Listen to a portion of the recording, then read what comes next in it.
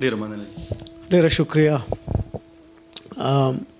ما چې شاعري خو ډېره اورېدلې ده، خو د دې زلمي ټکي ما چې ته نه دي اورېدلې. دا د مجیب زلمي هسې خو په سوشل میډیا باندې ډېره بلا دنیا پیژني، خو زما د شاعرانو سره ناسته ولاړه ډېره کمه وي. دا خلک د یو داسې حادثې په انتظار دي، که تاسو ته لغړې تماشې په انتظار دي، نو موږ ته په زرګونو جنازې په انتظار دي. نو زه یم که چې ته انقلابي شاعر پیدا کېده نو د مردان یو یقینا چې نوم به مجیب زلمي وي. مونږ ابراهیم غوندې د خدای په رحم دومره مین، مونږ په اور کې هم بلا بلا خواږه ولیدل. او زلمي وایه تا په دې ځنګل کې څه ولیدل؟ ما 4 شلو کې 80 سړي خواره ولیدل. شاعران یې لږې چې د مدرسې په خوا هم تېرې ډېر جي د ژوند ډېر وخت مې علماو سره تېر شوی. دا انسان شکله ځناور چې پکې ژوند تېروي، په دې ځنګل کې حوصله د ازمري پکار ده. د کور په منځ کې دیوالونو نه څه نه جوړېږي، څو ورځې ژوند د دلبري او دلداري پکار ده. دلته دواړه په جنگ دي، دا نفرت په ګټي که محبت په ګټي؟ نفرت جي. تا به خدای کله هم خوشحاله نه کي، تا د یتیم د کور اغلا کړې ده. زلمي دا منظر به هیر نه کړم چې مې د مور غېږه کې سر ایښی و، چې مې د مور غېږه کې سر ایښی و.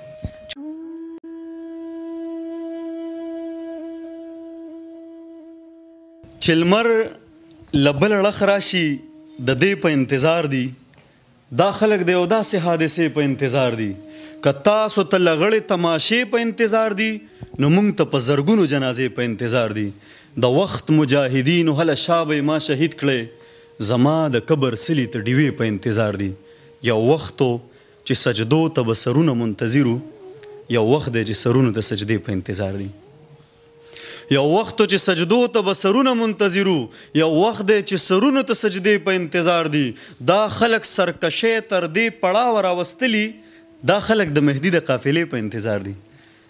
زلمیه ته د داسې جفاګرو لارې سارې چې چاته ستانه مخکې نور 2-3 په انتظار دي، چې چاته ستانه مخکې نور 2-3 په انتظار دي.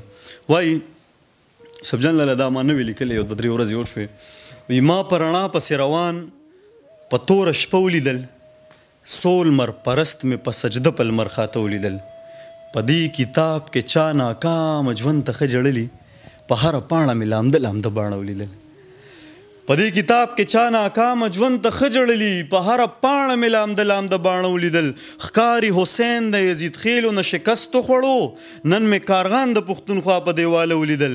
بس یو ګوډی د پلاستیک وه، یو سوچه مسلمان، زه مخکې نه وایم چې څه وشو ما څه ولیدل.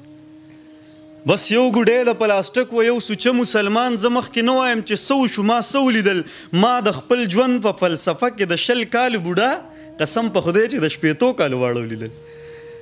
او ما د خپل ژوند په فلسفه کې د 20 کالو بوډا قسم په خدای چې د 15 کالو واړه ولیدل.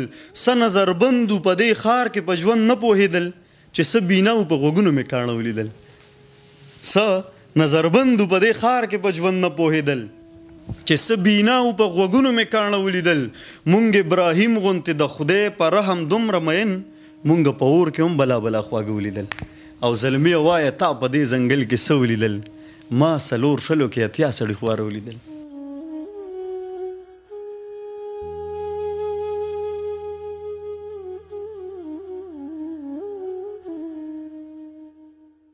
ما د یو چا دومره بې کچه انتظار کړی دی، ما د ګړۍ د ستن د هرې ټکا شمار کړی دی.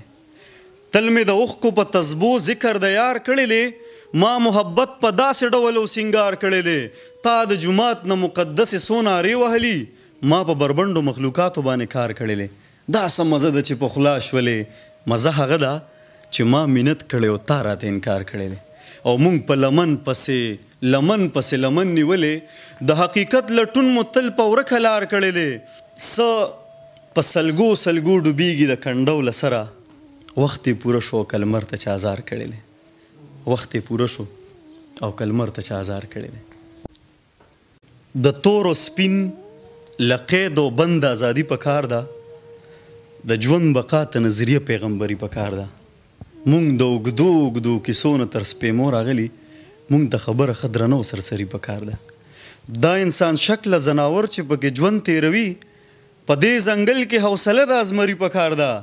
د کور په منځ کې دیوالونو نه څه نه جوړېږي څو ورځې ژوند د دلبري او دلداري پکار ده چې په یو داو پکې زلمي 1000 زړونه ګټې د محبت په میدان داسې جواري پکار ده.